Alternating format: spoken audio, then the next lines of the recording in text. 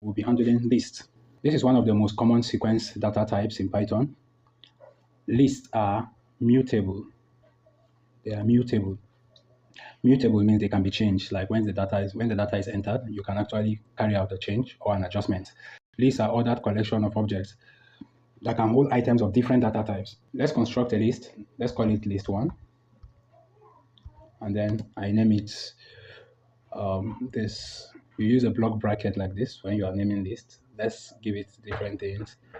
Let's say data. I have object one as data. Then let's say number 7 here. Then let's say cat. And then a boolean true.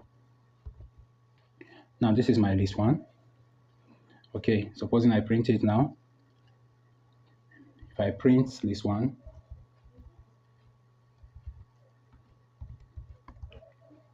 you can see I get it, my data, 7, cat, and true. Okay, so this is one way to construct a list by just using this block bracket. Another way to construct a list is, let me call this list 2. And then let me call this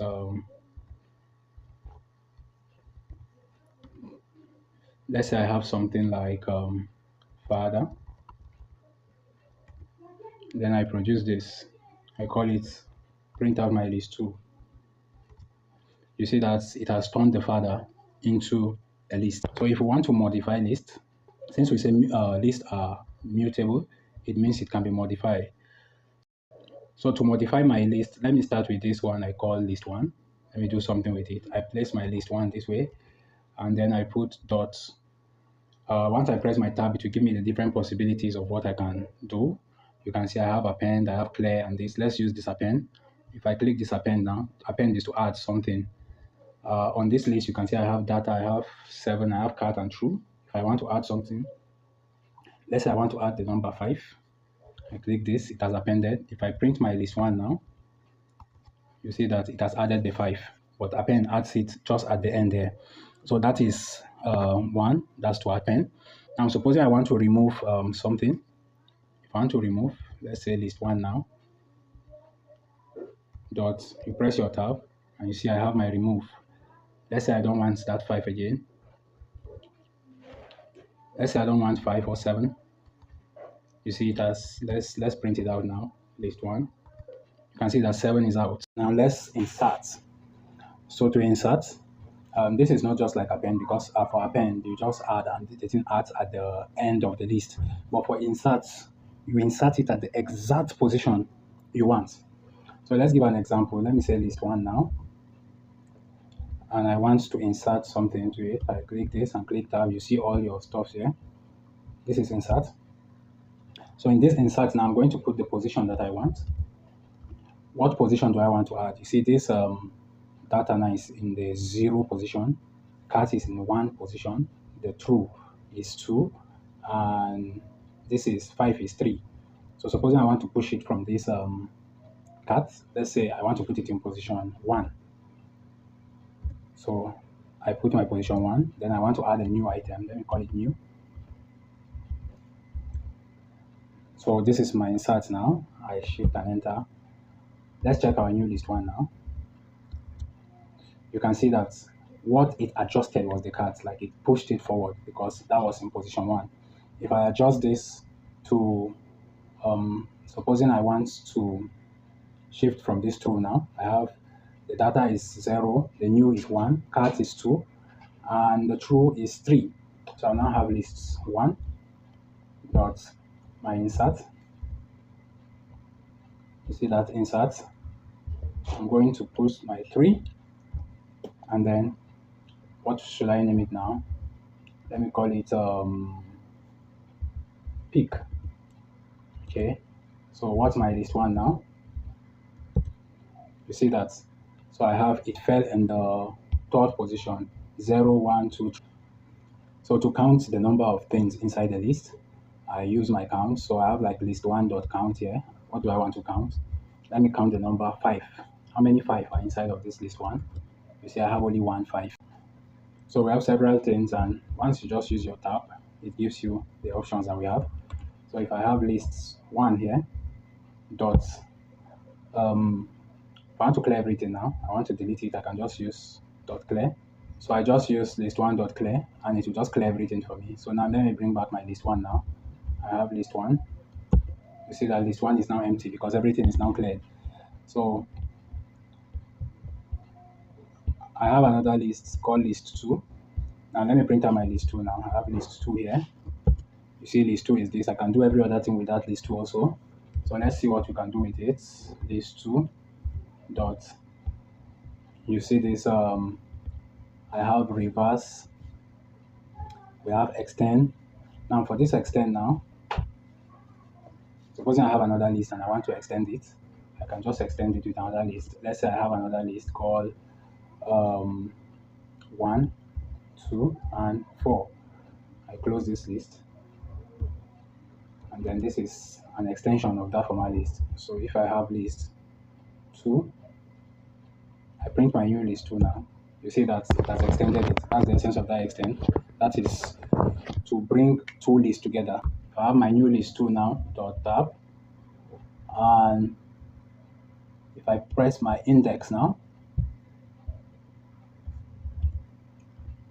let's say I want to find the position of T. I want to find the position of T in this list. I put my T here like this. You can see T is in position 2 rightly because F is position 0, A is position 1, T is position 2. So if I want to find the position of, let's say, what else? 1. I'll just come here and change it to 1.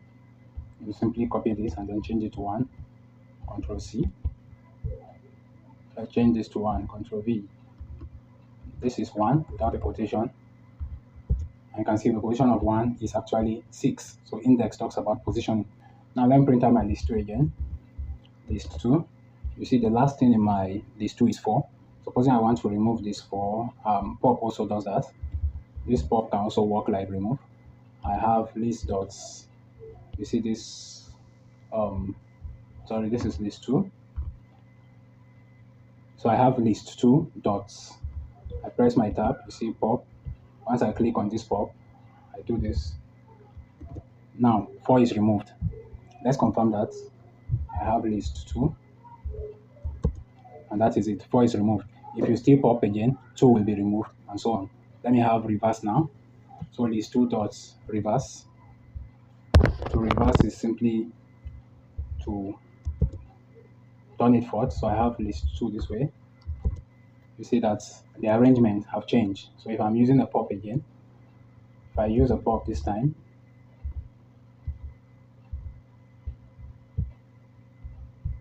if I use a pop now, what will be removed is F. So my new list 2 will be this list without an F. The last one called sort. That one will need another list. Let's say we have a list 3 here. And then I have this list as 1, 8, 5, 3, 0, and 6. Now if I have list 3 dot sort,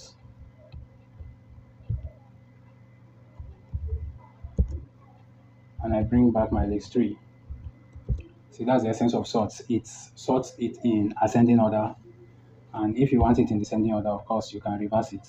So I have list 3 dots reverse here, and that turns it to a descending. Now let's go to joining and slicing of list. So I have a list 2, and I have a list 3. I can join this. I can say list 4 is equal to list 2 plus list 3. If I print my list 4 now, I get that. So that is joining of 2 lists. You can join 2 or more. If I want to slice means to cut out a part. So let me call this slice 1 is equal to this list 4. Let's say I want to take from the second to the fifth. You see that's a full column. That's from index 2 to index 5. Now let me call my slice 1 now. Remember I named slice 1 list 4. I'm slicing from list 4. I'm picking out slice 1 from list 4. So you see it gave me from 2 to 5. Let's see. You can see 2 is 0, 1 is 1. Then from R is 2, 3, 4, 5. But the only thing is that it doesn't take the upper bound. It doesn't take the upper bound. So if I do slice 2 to 5, it gives me only the 2, the 3, and the 4, and it doesn't give the 5. So if I want to include the 5, if I want to get the 5 now, I'll make it 6. Let's say I want to take the fifth index. Let's name this slice 2. I'll turn this to 6, and then it will give me the fifth index. Let's count the index now. You see, this is 0, 1, 2, 3, 4, 5. Index 5 is actually T. So if I want the T to reflect, I will go up to 6 so that the T will now reflect.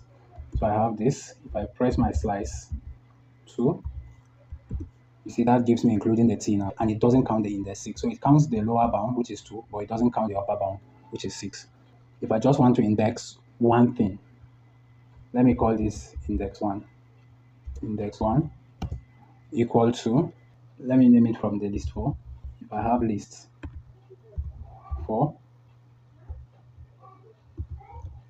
and I have list 4, and I decide to check just the 0, 1, 2, just the 2. I just want what is on index 2.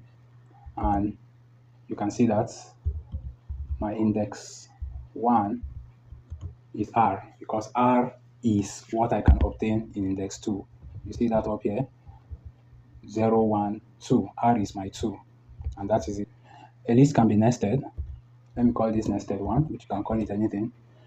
So I have, this is like a list inside the list. A list inside the list. Let me call the first one 1, 2, 3. And then the next one 5, 6, 7.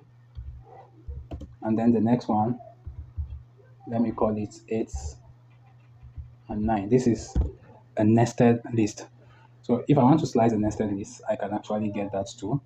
So supposing I say nested 0 or nested 1, this gives me the first list here. The first list is 0, the second list is 1, the third list is 2. So if I just say nested 1, supposing if I just say nested 1, that's the first one, the 0 is this, the second one is the 1. So you see it gives me this. But supposing I want to get just the number 6, just the number 6 here now, I can say nested 1, which is the name of the nested sequence. Then I bring out my 1. And then what is position 6? Always get 7. What is the position 7 there? 5 is 0, 6 is 1, and 7 is 2. So this gives me, I have 2 here. So if I have 1, bringing out the list, and then the elements of the list, you see, I got my number 7 there. Suppose I want to delete something from a particular location, let's say on this list 4 now, I can have this, del, that's delete. Then where do I want to delete it from? I want to delete from list 4, and then I put the exact index that I want to delete. Let's say I want to delete this R. R is in index 0, 1, 2. So I put 2 here. That means I'm deleting something from this list 4. So I have list 4, print it out, and you see that R is no longer there. So that is deleting. And when I want to delete the whole of the list 4, I simply put del list 4. And you can see that if I put my list 4 now, okay, the name list 4 is no longer defined because it is now out. So I've deleted my list 4. Let's say I have a list that I call this list 1, and I name it 1, 2, 3. This is my list 1. Okay, now, and you know that lists are mutable. Lists are mutable means that I can change them, I can modify, I can adjust, and it will affect my list 1. For example, now if I append anything now, it will change my list 1. So supposing I want to keep this list 1, and then I want to work with the list 1, but I want to keep the original. If I want to keep the original, then I use what I call copy. We use copy to keep the original document. I want to copy this list one now. So let me call this list 2. Let a list 2 be a copy of list 1. So I have list 1 dot copy. You see this copy here, and I open and close my bracket. Now you can see list 2 is the same thing as list 1. List 1 are the same thing. So whatever I do with list 2 is not going to affect my list 1. Let's do that. So I have list 2 here dot append. Let's say I'm adding the number 9 to it. Now see my list 2 now. My list 2 is now 1, 2, 3, and 9, but my list 1 remains 1, 2, and 3. So whatever I want to do now, I can do with my list 2. Even if I clear my list 2, my list 1 still remains